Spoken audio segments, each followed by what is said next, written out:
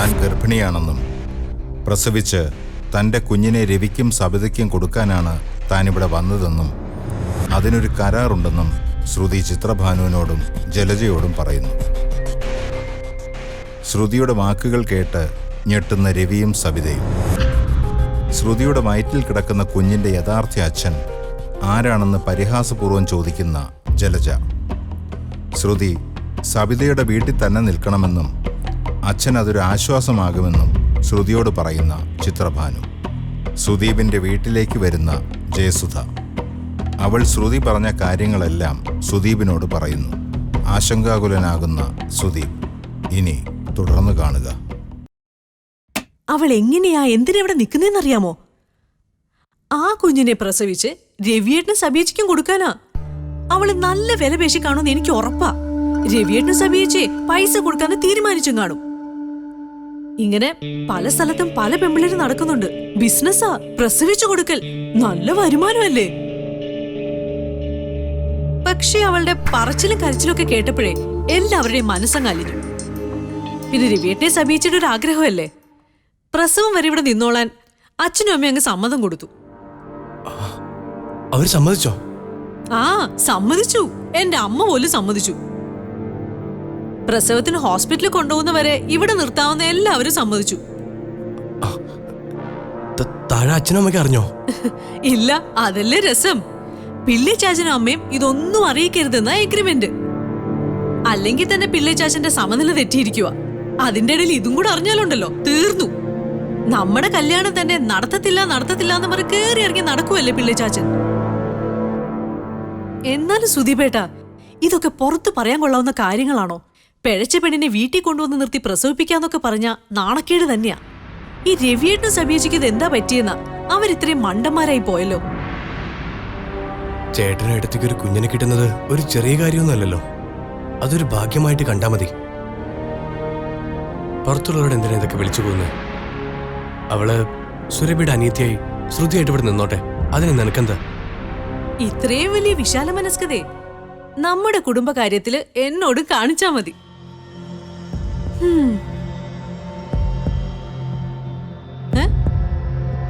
ഹൃദയം നിന്നുപോയോ?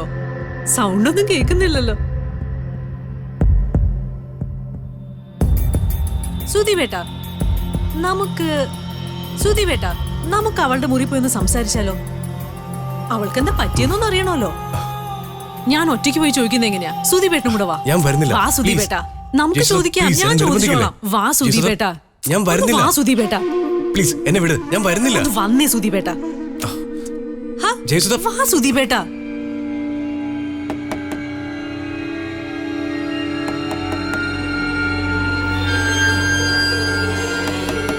ശ്രുതി,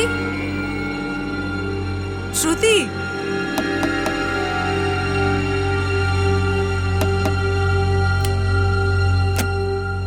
അയ്യോ ഉറങ്ങായിരുന്നോ? കാര്യങ്ങളൊക്കെ കേട്ടപ്പോഴേ ഈ സുധീപേട്ടൻ ആകെ അങ്ങ് വണ്ടടിച്ചു പോയി.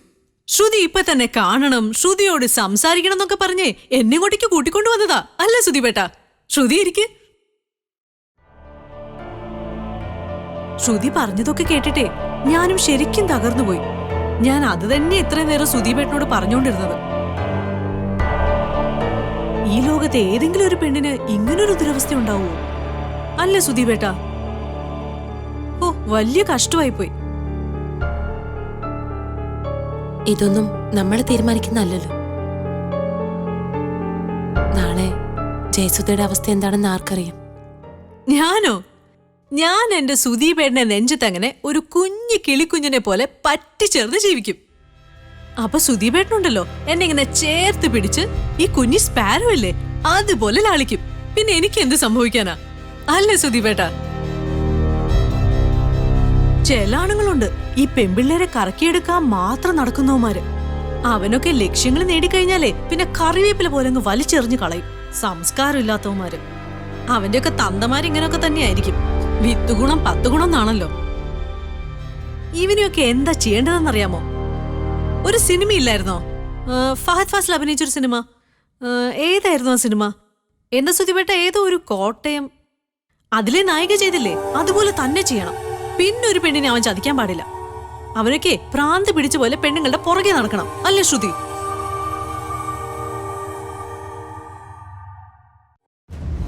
ചിലരോടങ്ങനെ ചെയ്യാൻ പോയിട്ട് ചിന്തിക്കാൻ പോലും കഴിയില്ല.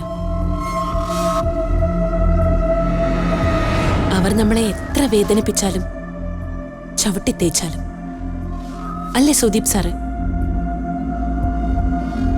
അത് ശരിയല്ലേ? ഈ പ്രേമം തലയ്ക്ക് പിടിച്ചാലേ അങ്ങനെയാ. ശ്രുതി, അവ കാണാൻ എങ്ങനെയായിരുന്നു? നല്ല സ്മാർട്ടായിരുന്നോ? ശ്രുതി എന്തായാലും ഒരുത്തനെ തെരഞ്ഞെടുക്കുമ്പോ ഒട്ടും മോശമാവില്ല. എങ്ങനെയുണ്ടായിരുന്നു? നല്ല സ്മാർട്ടായിരുന്നു. നല്ല വെളുത്ത് തുടുത്ത് പൊക്കവും തടിയും. ആരും ഒന്ന് നോക്കിപ്പോവും. എന്റെ സുദീപേട്ടന്റെ അത്രയും ഗ്ലാമർ ഉണ്ടോ? ഇപ്പം നിന്റെ സുദീപേട്ടനാകെ ഡള്ളായിരിക്കല്ലേ. സ്മാർട്ടായ ഏതാണ്ട് സാറിനെ പോലെ ഇരിക്കും. എന്റെ സുദീപേട്ടനെ ഞാൻ ഇപ്പൊ തന്നെ ഗ്ലാമർ ആക്കി അങ്ങ് എടുക്കില്ലേ, അല്ലേ സുദീപേട്ട? ചുമ്മാ ആവശ്യമില്ലാതെ നിനക്ക് വേറൊന്നും സംസാരിക്കാനില്ലേ? ആവശ്യമില്ലാതെ വെറുതെ ഓരോന്ന് കുത്തി കുത്തി ചോദിക്കേ. ഇതൊക്കെ കുത്തി കുത്തി ചോദിക്കുന്നതാണോ? ശ്രുതി ഇപ്പൊ നമ്മുടെ കുടുംബത്തിലെ ഒരു അംഗമാണ്. ശ്രുതിയുടെ കുഞ്ഞി വീട്ടിൽ വളരാനും പോകുന്നു. അപ്പൊ പിന്നെ ഈ കാര്യങ്ങളൊക്കെ നമ്മൾ അറിഞ്ഞിരിക്കണ്ടേ? അവന്റെ ഫോട്ടോ എന്തായാലും ശ്രുതിയുടെ മൊബൈലിലുണ്ടാവും. ഒന്ന് കാണിച്ചതാ ശ്രുതി.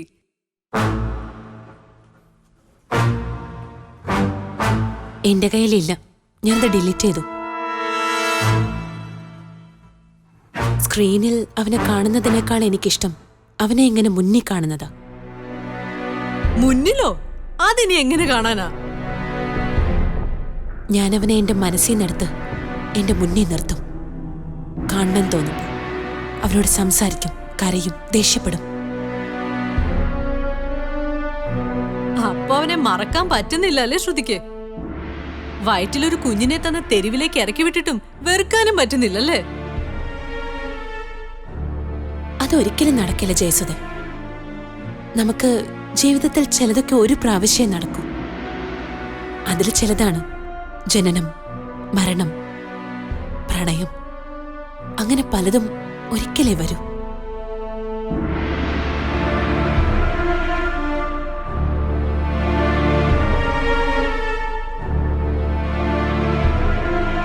സുദീപേട്ട, ഇവിടെ ഓരോരുത്തന്മാരും ഓരോരുത്തികളൊക്കെ ഇപ്പൊ മാറി മാറി സമയം വെച്ചൊക്കെയാ പ്രണയിച്ചോണ്ടിരിക്കുന്നത്.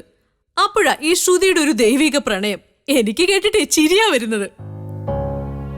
ശ്രുതി, ഞാനാണെങ്കി എന്താ ചെയ്യാന്നറിയാമോ?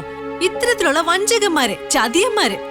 നമ്മുടെ ഒരു ഡോക്ടർ ഉണ്ടായിരുന്നല്ലോ, അവര് ചെയ്ത പോലെ നല്ല തുണ്ടം തുണ്ടമാക്കി മുറിച്ച് മുളക് പൊടിയൊക്കെ പെരട്ടി എണ്ണയിലിട്ട് പൊരിച്ച് പാക്ക് ചെയ്ത് അവന്റെ കുടുംബക്കാരെ കൊണ്ട് തന്നെ തീറ്റിക്കും. അങ്ങനെയൊന്നും സ്നേഹിക്കുന്നവർക്ക് കഴിയില്ല ജയസുധ. ജീവനെ പോലെ സ്നേഹിച്ചതാ ഒരു കാലത്ത്. എന്റെ അവസാന ശ്വാസം വരെ എന്നെ അവന്റെ ഉള്ളം കയ്യിൽ വെച്ചോളാന്ന് പറഞ്ഞത്. പ്രണയത്തിന്റെയും വിരഹത്തിന്റെയും സുഖവും ദുഃഖവും ജയസുധയ്ക്ക് അറിയില്ലല്ലോ. അതനുഭവിക്കണം. അത് കേൾക്കണോ ശ്രുതിക്ക്? ഒരു കഥയുണ്ട്, സുദീപേട്ടൻ കേട്ടോണേ. ഞാൻ +2 പഠിക്കുന്ന കാലത്ത് ഒരുത്തൻ എന്റെ പുറകെ തന്നെയായിരുന്നു. അങ്ങോട്ട് തിരിഞ്ഞാലും ഇങ്ങോട്ട് തിരിഞ്ഞാലും ഒക്കെ അവൻ എന്റെ പുറകെ ഉണ്ടാവും. പക്ഷേ എന്റെ മനസ്സിൽ അപ്പോഴും സുദീപേട്ടനായിരുന്നു. ശ്രുതി, അന്നുണ്ടല്ലോ, അന്നും ഈ സുദീപേട്ടൻ ഇങ്ങനെ ഇടഞ്ഞാ നിന്നിരുന്നേ. പക്ഷെ ഞാൻ അവന്റെ കൂടെ കൂടിയൊന്നുമില്ല.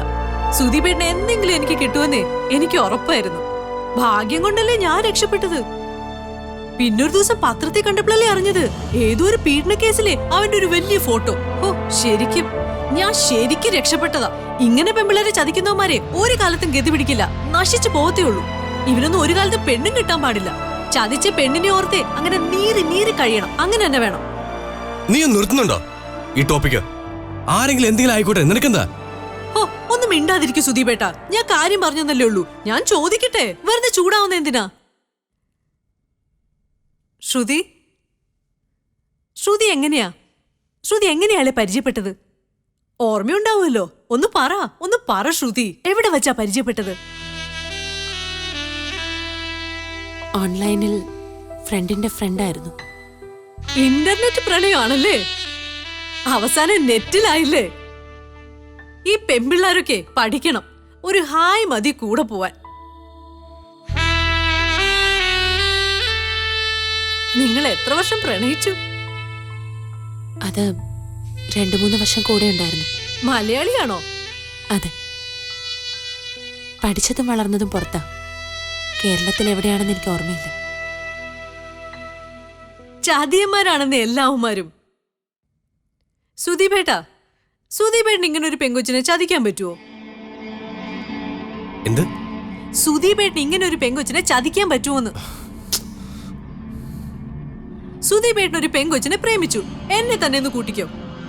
നമ്മൾ ഒരുപാട് അങ്ങ് അടുത്തു, ഒരു അബദ്ധവും പറ്റി. എന്നെ ചതിക്കോ സുധീപേട്ടൻ? ചതിക്കോ? പറ, അതിന് മനസ്സ് വരുവോ? ജയസുധ, ഒന്ന് നിർത്തി ടോപ്പിക്ക്. നിനക്ക് വേറെ ചോദിക്കാനില്ലേ? സുധീപേട്ടൻ അതിന് ഉത്തരം പറഞ്ഞാ പോരെ? എന്നെ ഉപേക്ഷിക്കോ ഇല്ലയോ? Yes or no? എനിക്കൊന്നും അറിയില്ല. അറിയില്ലേ? അതെന്തൊരു ഉത്തരവാ? ജയസുധ, സുദീപ് സാറിന് എങ്ങനെ ഉത്തരം പറയാൻ പറ്റും? അത്തരം അനുഭവം ഇല്ലാത്തവർക്ക് എങ്ങനെ പറയാൻ പറ്റും? ആ പാവത്തിന് വിട്ടേക്ക്. ഉത്തരല്ലേ വേണ്ടത്? ഞാൻ പറയാം. അന്തസ്സുള്ളവർക്ക് ചെയ്യാൻ കഴിയില്ല, മനസാക്ഷിയുള്ളവർക്കും. എന്റെ ഭാഗ്യവാ ശരിക്കും സുധീപേട്ടനെ പോലൊരു ഭർത്താവ്. എനിക്ക് എന്തായാലും ഇനി ഒരാഗ്രഹമേ ഉള്ളൂ, സുധീപേട്ടനെ ചുമലിങ്ങനെ ചേർന്ന് നിൽക്കണം. ഈ കൈകൾക്കുള്ളിലെ ഉറങ്ങുകയും ഉണരുകയും ചെയ്യണം. പിന്നെ സുന്ദരിയും സുന്ദരനുമായ 2 മക്കൾ, പിന്നൊരു വീട്. അത്രയും മതി പോരെ സുധീപേട്ട? ശ്രുതിയും ആഗ്രഹിച്ചാണില്ലേ ഇത്തരത്തിലൊരു ജീവിതം ആ ചതിയന്റെ കൂടെ, ഇല്ലേ? ഒരുപാട് ആഗ്രഹിച്ചിട്ടുണ്ട്, സ്വപ്നങ്ങൾ നെയ്തിട്ടുണ്ട്. ഞാനതൊക്കെ ഇപ്പം മറക്കാൻ ശ്രമിക്കാം. ജീവിതത്തിൽ നഷ്ടപ്പെട്ടതിനെ കുറിച്ചൊന്നും ഞാനിപ്പോ ആലോചിക്കാറില്ല. പുതിയൊരു ജീവിതം മുന്നിലുണ്ടെന്ന് ഞാൻ തിരിച്ചറിഞ്ഞു കഴിഞ്ഞു. അത് കറക്റ്റാ ശ്രുതി. ജീവിതത്തിലെ നല്ല വാശി വേണം. അവനിപ്പോ എവിടെയെങ്കിലും ഒരു കുടുംബജീവിതം നയിക്കുന്നുണ്ടാവും. ഞാൻ പറയുകയാണെങ്കിലേ നമുക്ക് അവനെ കണ്ടുപിടിക്കണം. സുധീപേട്ടനെ സഹായിക്കും, ഇല്ല സുധീപേട്ട? എന്നിട്ടേ അവന്റെ കുടുംബജീവിതം നമുക്ക് അങ്ങോട്ട് തകർക്കണം. അങ്ങനെ ഇപ്പൊ അവൻ സുഖിച്ച് ജീവിക്കേണ്ട ഒരു ആവശ്യമില്ല. ശ്രുതിക്കില്ലാത്തൊരു ജീവിതം അവൻ എന്തിനാണെന്നേ, അല്ലേ സുധീപേട്ട? അതല്ലേ കറക്റ്റ്? എങ്കിലും ഇവന്മാരൊക്കെ പെണ്ണുങ്ങളുടെ വില മനസ്സിലാക്കൂ. വാശിക്കും വൈരാഗ്യത്തിനൊന്നും തിരിച്ചു തരാൻ കഴിയില്ലല്ലോ ജയസുധേ, എനിക്ക് നഷ്ടപ്പെട്ടതൊന്നും. പിന്നെ എന്തിനാ സ്വയം അപഹാസ്യാവുന്നത്? ഞാൻ ആ ചാപ്റ്റർ ക്ലോസ് ചെയ്തു. എന്റെ വയറ്റിൽ വളരുന്ന കുഞ്ഞിനെ പ്രസവിച്ച് ഇവിടെ ഏൽപ്പിച്ചിട്ട് പോണം. അതിനെ കൊല്ലണമെന്ന് കരുതിയാ വന്നത്. അങ്ങനെ ചെയ്ത ആ പാപം എന്നെ വേട്ടയാടിക്കൊണ്ടിരിക്കും. എല്ലാത്തിനും ഒരു ദൈവനിശ്ചയമുണ്ട്, അതാ നടക്കുന്നത്. ഞാനിപ്പം എന്റെ ശരിയെ ചിന്തിക്കുന്നുള്ളൂ.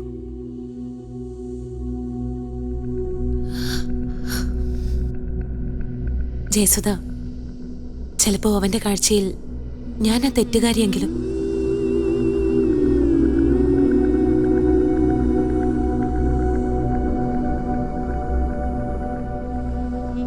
ഇനി അങ്ങനെ വല്ലതും ആണോ? അതിനും സാധ്യതയുണ്ട് സുധീപേട്ട.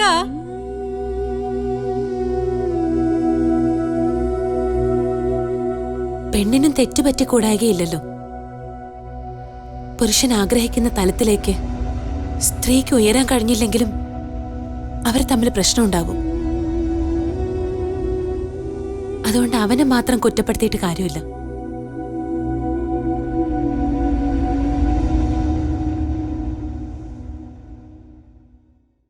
അപ്പോ അതാണ് ശരിയല്ലേ? ശ്രുതിയുടെ കയ്യിലും കുഴപ്പങ്ങളൊക്കെ ഉണ്ട്. ഇന്നത്തെ കാലത്തെ ചില പെൺപിള്ളാര് ഒരേ സമയം പല ചെക്കന്മാരുടെ കറങ്ങുന്നതൊക്കെ പതിവാ. ആൺപിള്ളേർ അത്രയ്ക്കില്ല കേട്ടോ. കമ്പനിന്ന് കിട്ടുന്ന നക്കാപ്പിച്ച ശമ്പളം പോരാതെ വരുമ്പോഴേ പിന്നെ ഇതൊക്കെയല്ലേ പറ്റൂ. ആഡംബരമായിട്ടൊക്കെ ജീവിക്കണ്ടേ? ജയ്സു, നീ ഒന്ന് നിർത്ത്. നീ ആരാ ഇതൊക്കെ ഗണിച്ചെടുക്കാൻ? നിനക്ക് വേറെ ജോലിയൊന്നുമില്ലേ? എന്തൊക്കെ നിനക്ക് അറിയേണ്ടത്? സുധീപേട്ടൻ ഇത് കേട്ടില്ലേ? അപ്പോ അങ്ങോട്ട് ചെന്ന് ഈ ഗർഭം ചോദിച്ച് മേടിച്ചതാ ശ്രുതി. കൊള്ളാലോ. പിന്നെ ഇപ്പൊ അവനെ കുറ്റം പറഞ്ഞിട്ട് എന്താ കാര്യം? സുധീപേട്ടിങ് വന്നേ, പറയട്ടെ. വാ സുധീപേട്ട.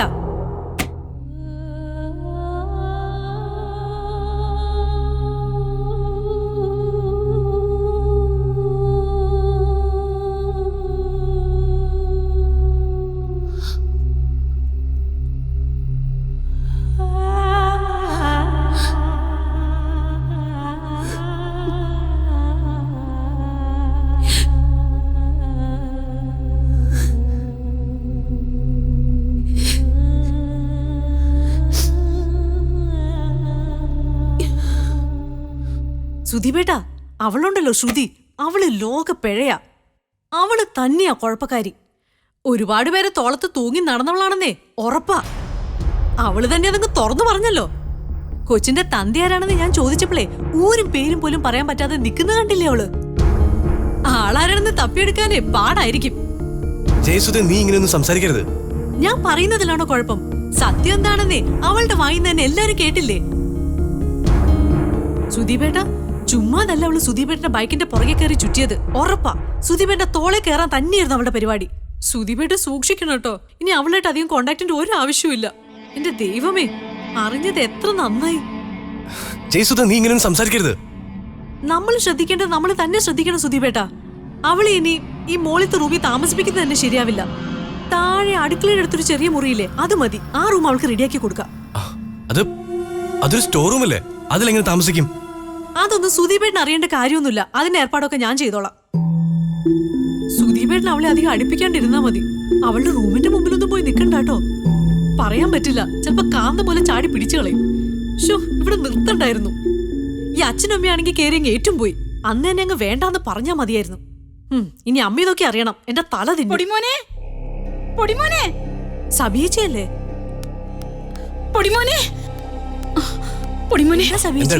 അച്ഛൻ അവിടെ എന്തൊക്കെ പ്രശ്നങ്ങൾ ഉണ്ടാക്കുന്നു. ഡോക്ടർ വന്നിട്ടുണ്ട്, പക്ഷെ ഇഞ്ചക്ഷൻ എടുക്കാൻ അച്ഛൻ സമ്മതിക്കുന്നില്ല. ശ്രുതി, ശ്രുതി, ശ്രുതി, അച്ഛൻ അവിടെ ബഹളം ഉണ്ടാക്കിക്കൊണ്ടിരിക്കുക. നീ ഒന്ന് വേഗം വന്നേ.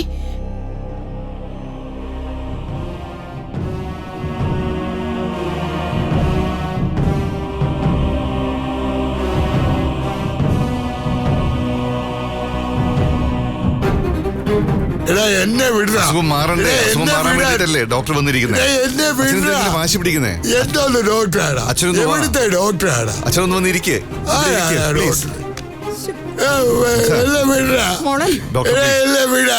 പൊടിമോനെ നീ ഒന്ന് പിടിച്ചേ. ഒന്ന് പിടിക്കേ. ആരെങ്കിലും വാ.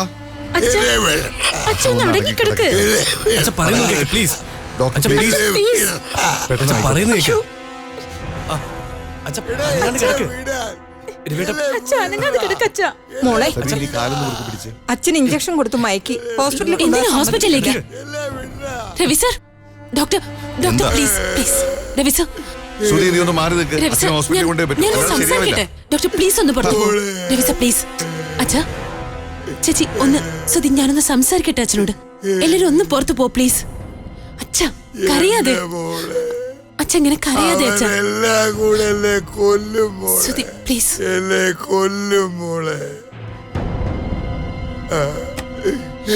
അച്ഛാ, അച്ഛാ കരയാതെ അച്ഛാ. അച്ഛാ, അച്ഛാ, അച്ഛൻ കരയാതിരിക്കും. അച്ഛനെ ആരും ഒന്നും ചെയ്യില്ല. പേടിക്കണ്ട, പേടിക്കണ്ട. അച്ഛ കരയാതെ അച്ഛാ.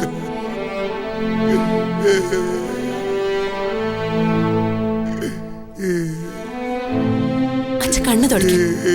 അച്ഛൻ കരയാതെ. ആൾക്കാർ തട്ടി കളിക്കുന്നത് കാണുമ്പോ, നിന്റെ സങ്കടം കാണുമ്പോ ഞാൻ പിന്നെന്താ ചെയ്യുക?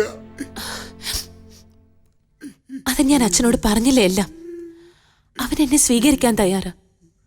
എന്റെ കുഞ്ഞിനെ ഏറ്റെടുക്കാൻ തയ്യാറാ. ഞാനല്ലേ അച്ഛാ വേണ്ടെന്ന് വെച്ചത്. ഇനി അതിന്റെ പേരിൽ ഈ കുടുംബം തകരരുതെന്ന് കരുതി. അച്ഛനും അങ്ങനെ കരുതിയാ മതി. അച്ഛന്റെ പേരക്കുട്ടിയെ അച്ഛന് തന്നിട്ട് ഞാൻ പോയിക്കോളാം. അതുവരെ എന്റെ അച്ഛൻ പ്രശ്നങ്ങളൊന്നും ഉണ്ടാക്കരുത്. ഇതൊരു മകളുടെ അപേക്ഷയാ. വേണ്ട മോളെ, വേണ്ട. അത് ഞാനും എന്റെ മക്കളും എന്റെ കുടുംബവും നിന്നോട് ചെയ്യുന്ന വലിയ ചതിവായിരിക്കും. മരിച്ച് എന്റെ തലയ്ക്ക് മുകളിൽ നിൽക്കുന്ന എന്റെ സരസ്വതിയോട് ഞാൻ ചെയ്യുന്ന പാപമായിരിക്കും. അവൾ എന്നോട് പൊറുക്കില്ല. അച്ഛാ, ഇതിൽ ഒരു പാപവും ഇല്ല. എനിക്ക് വേണ്ടാത്തൊരു ജീവിതം അച്ഛൻ എന്തിനാ എന്റെ തലയിൽ കെട്ടിവെക്കാൻ നോക്കുന്നത്? കുറെ പേരുടെ കണ്ണീരും ആക്ഷേപമൊക്കെ ഇനി ഞാൻ അനുഭവിക്കണം. ഈ അനുഭവിച്ചൊന്നും പോരാഞ്ഞിട്ടാണ് ഇനിയും അച്ഛന്റെ വകയും കൂടി. മോളെ, ഇനിയും വൈകിട്ടില്ല, തിരുത്താവുന്നതേ ഉള്ളൂ. അതിലൂടെ ഉണ്ടാകുന്ന ഭൂകമ്പങ്ങളൊക്കെ കുറച്ചു നാളത്തേക്കേ ഉള്ളൂ. എല്ലാം മാറും മോളെ, എല്ലാം. നിനക്കും നിന്റെ കുഞ്ഞിനും സന്തോഷത്തോടു കൂടി ഒരു ജീവിതം വേണം. അതാണ് എൻ്റെ ആഗ്രഹം. അതിനുവേണ്ടിയാണ് ഞാൻ ഈ കഷ്ടപ്പാടെല്ലാം അനുഭവിക്കുന്നത്. മോളെന്താ അത് മനസ്സിലാക്കാത്തത്? ഇനി തിരുത്താനോ എഴുതാനോ ഒന്നും അച്ഛൻ നിൽക്കണ്ട. ഇതൊരടഞ്ഞ അധ്യായോ. എന്റെ കുഞ്ഞിന്റെ ജീവിതവും എന്റെ ജീവിതവും ഞാൻ തീരുമാനിച്ചതാ. ഇനി അതിൽ യാതൊരു മാറ്റവും ഇല്ല. വേണ്ട, ഇനി ഞാൻ പറയില്ല. ഇത് ഞാൻ നടത്തുകയില്ല.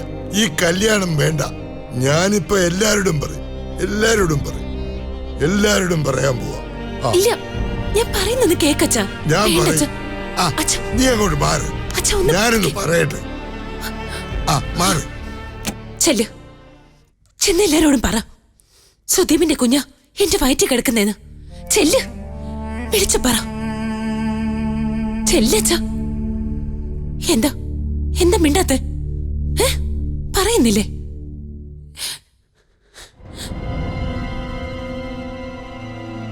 പക്ഷേ പിന്നെ ഞാൻ തീരുമാനിക്കും. ഇവിടെ ഞാൻ നിക്കണോ വേണ്ടയോന്ന്. അതച്ഛൻ ഇപ്പൊ തീരുമാനിക്കണം. ഇപ്പോ ഈ നിമിഷം. അച്ഛന്റെ വാക്കിന്റെ പുറത്ത് ഇനി മുന്നോട്ടുള്ള ജീവിതം. എന്റെ വയറ്റിൽ വളരുന്ന ജീവന്റെയും